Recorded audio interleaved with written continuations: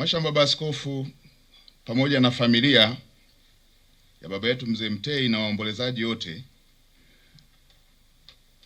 niombe mpokee salamu kutoka kwa Mheshimiwa Daktari Samia Suluhu Hassan, Rais wa Jamhuri ya Muungano wa Tanzania, ambaye ameguswa sana na msiba huu, ambaye yeye alikuwa aje ashiriki yeye mwenyewe, lakini amenituma kuja kumwakilisha. Na mimi natoa salamu hizo za serikali kwa familia. Poleni sana familia.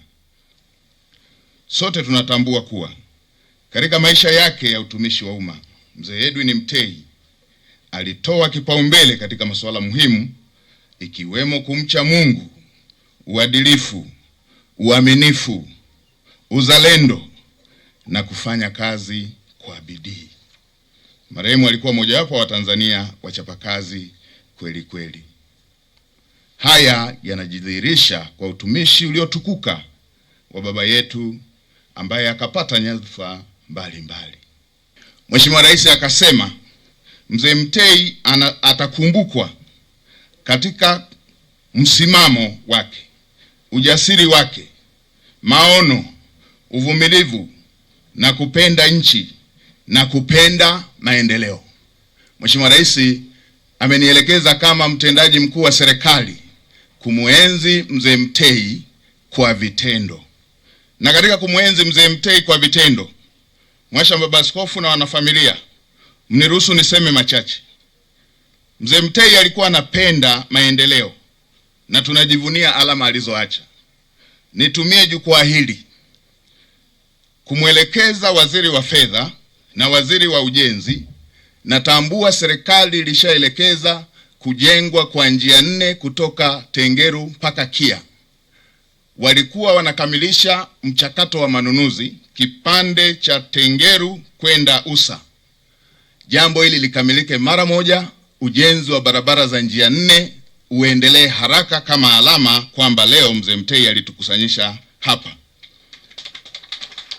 Lakini pia kipande cha Usa Kia kilomita 28 usanifu umeshafikia 80%.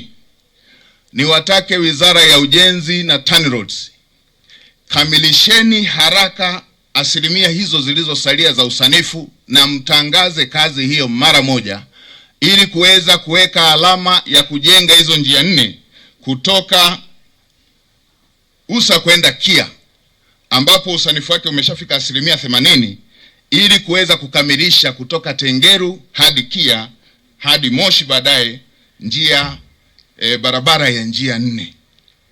Kwa maeneo korofi ambayo tumeona wananchi wanapata shida mle njiani na matuta ya udongo na madaraja yale, mkataba ulisema ujenzi ukamilike Februari 20.